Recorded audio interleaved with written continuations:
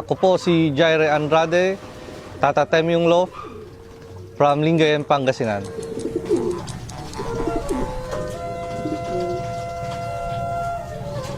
Elementary pa kasi ako, nag-iibon na ako, pero yung mga ano lang, mistiso. Tapos nung lumabas na itong racing pigeon, bumalik ako na maglaro ulit at mag-alaga ng kalapati.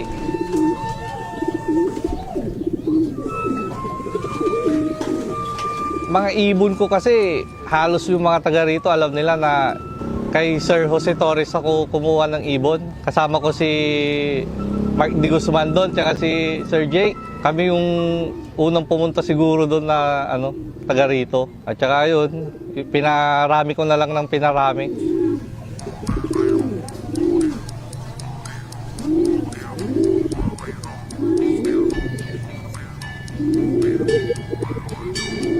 Naglalaro ako sa Alpha nitong South Race nila. Tapos napalaran tayo na makapagpauwi ng last lap, Calvayo Grace. 637 kilometers magmula dito sa Locco, mula Calvayo.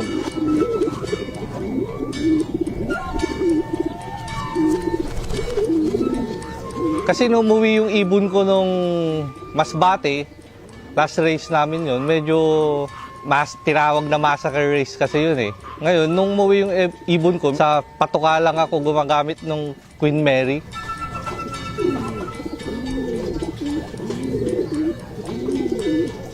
Kasi normal naman sa pagkakalapati, umaga hapon ng bigay ng patuka eh, lalo na sa flyer. Pero ako, ang ginawa ko nun, inintroduce ko talaga yung patuka na ibigay pa konti-konti sa kanya. Yun na siguro naging gasolina nila sa race.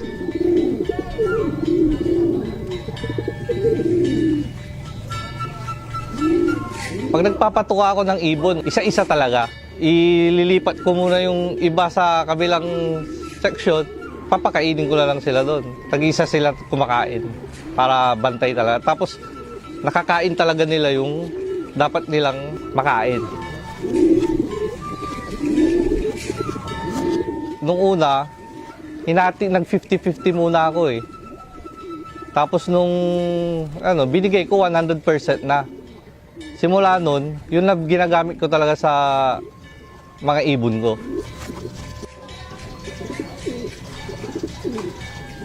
Unang-una kasi ang Queen Mary malinis talaga. Tapos yung mga buto-buto na nakalagay, mas maganda kang gamitin.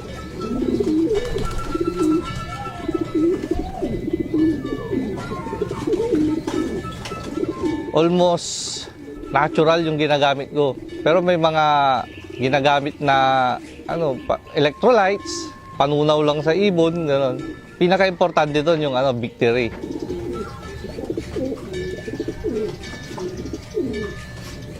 Routine ko dito, pakain, linis, palipad ng ibon.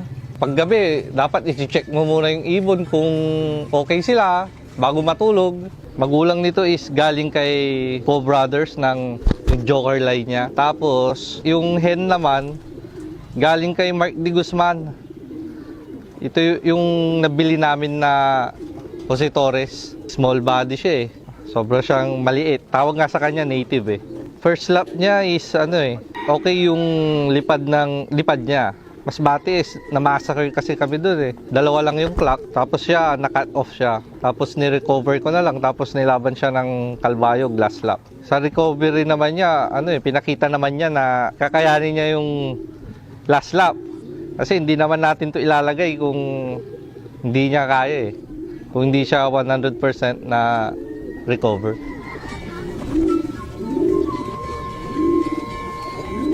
Message ko na lang sa mga newbie, pumili sila ng magandang patuka, yung quality. Kung wala silang mahanap, meron naman dyan yung Queen Mary. May flyer mix siya, may breeder mix.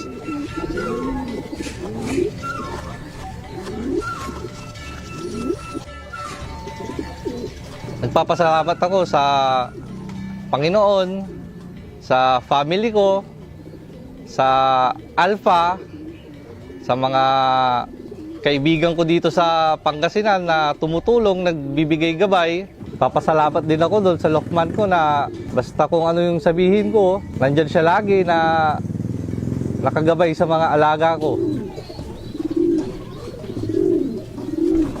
Pigeon racing is a hobby to eh. Dito na lahat yung oras ko eh. Family tsaka pigeon racing na lang ang iniikutan ko ngayon. Ako si Jaire Andrade ng Tatatem yung Loft ng Lingayen, Pangasinan.